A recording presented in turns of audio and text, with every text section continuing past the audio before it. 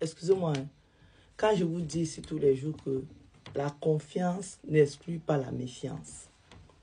Voilà un jeune couple congolais qui était tranquille chez eux au pays.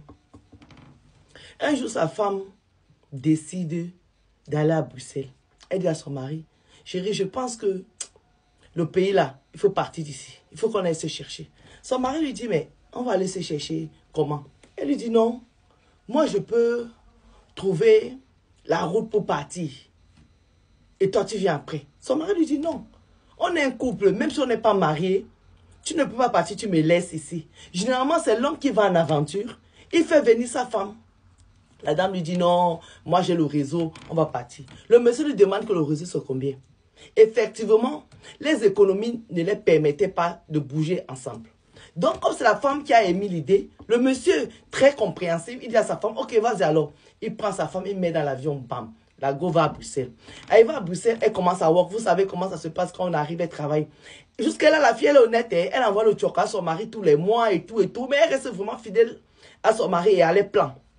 Au bout de 2 ans, elle réunit les sous avec son mari. Elle fait venir son mari à Bruxelles. Par le même chemin qu'elle a eu pour venir à Bruxelles. Elle va à Bruxelles maintenant, il faut qu'il trouve les kaolos. Il décide que chacun doit se marier de son côté. Donc, le mari là, marie une autre go congolaise qui est belge. Et sa femme marie un white belge. Donc, c'est le business. Les deux sont mariés. La première fois, ils vont à la préfecture, on les donne les kaolos, les premiers kaolos qu'on donne souvent aux gens là. Maintenant, son mari, l'anga que lui il a épousé, tombe amoureuse du gars, mais follement amoureuse. La fille, à un moment, commence à soupçonner que chaque fois quand son mari lui dit que oui, j'ai des trucs administratifs à aller faire avec l'angala, il traîne, il ne rentre plus comme avant. À un moment, elle se confie au white qu'elle a marié du white là. Il y a un truc que je ne comprends pas.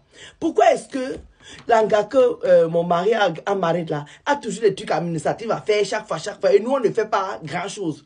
Le white lui dit qu'il faut faire très attention. C'est sûr qu'il se crame quelque chose là-bas.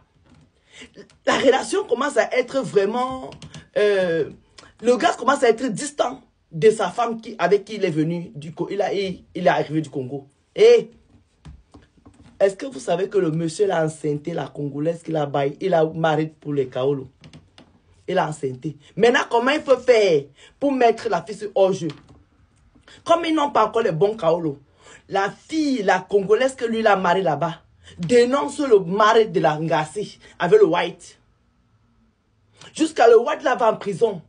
On prend la femme-ci qui a travaillé dur pour amener son mari au Congo. On la rapatrie au Congo. Le monsieur-ci reste consommer son mariage avec la copine congolaise qu'au départ, c'était le business jusqu'à ils ont accouché. Aujourd'hui, je vous parlais, ils ont 2 enfants. La fille là est au Congo là-bas. Est-ce qu'on peut faire ça? Est-ce qu'on peut faire ça? Le pauvre monsieur qui voulait seulement les aider est Ongata. L'autre femme est rentrée au Congo. Le monsieur qu'elle a fait venir, il a trouvé une autre Congolaise ici. Le mariage est devenu un vrai mariage. Est-ce qu'on peut faire ça? À qui on peut faire confiance aujourd'hui dans la vie? Parfois, hein, quand les couples sont bien en Afrique, restez là-bas. Vraiment, parfois, il faut rester en Afrique. Parce que il y a beaucoup de choses qui se passent en Occident. Moi, je suis convaincu que parfois, quand tu as ton bonheur en Afrique, reste là-bas. Parce que je connais plein de couples qui se sont détruits ici à la diaspora. Parce qu'ils voulaient immigrer. Alors qu'ils avaient une belle vie en Afrique. Mais les lumières que nous on voit ici bluffent les gens, ils viennent détruire les couples. Qu'est-ce qui prouve que si les couples s'étaient restés au Congo, aujourd'hui peut-être qu'ils seront heureux? Hein? Est-ce que cette Congolaise qui a maintenant épousé le monsieur-ci, est-ce qu'ils vont aller jusqu'au bout? Ce n'est pas parce qu'ils ont les enfants. On a eu les histoires ici où avec les enfants, maman t'abandonne avec les enfants. Parce que ce monsieur peut avoir le regret demain. Et aller récupérer sa femme là au Congo là-bas.